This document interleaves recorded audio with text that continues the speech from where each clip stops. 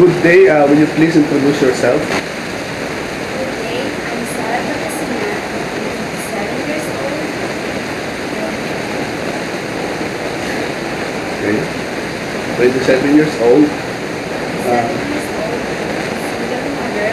Mhm. I was born in July 1988. Okay. Nagkabalan ng Anna Garcia. Mhm. An undergraduate in Bachelor of Elementary Education. How many years you took up college?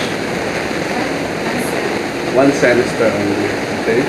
So, continue, you are a single mom. How many children? Only one child. Okay. How old? So, girl. Okay. So, please tell us now about your work experience.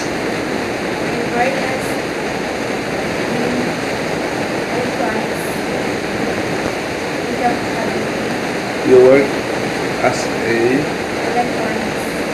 okay, in Cavite. Okay. Okay. So, you are applying for a domestic helper, is it? Do you know what is domestic helper means? Do you know what is domestic helper?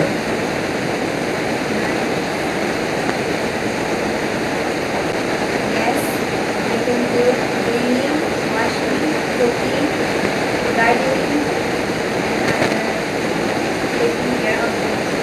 Okay, so you know how to take care of a newborn babies? I take care of newborn babies.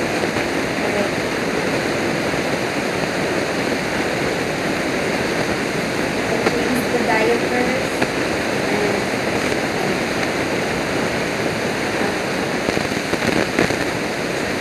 bath. Okay. What else?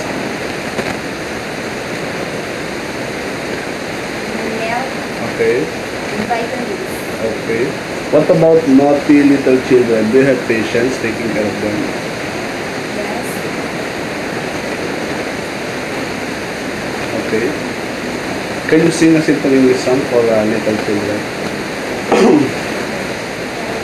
Without Okay, please. care. Okay.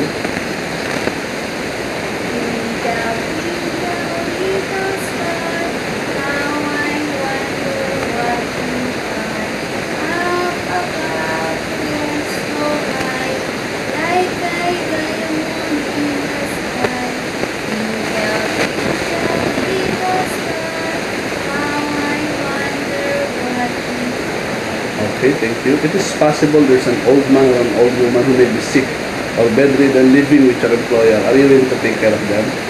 Yes, yes, ma'am. I can take care of older Older person. person. Okay. Do you know how to cook? Yes, ma'am. I cook cooking as well. Adobo, pinataan, sinigang. Okay. But do you know how to cook Chinese foods? I'm willing to learn Okay. Okay. to cook a Chinese food. Okay. So, can you take care of pets like dogs or cats? Yes, ma'am.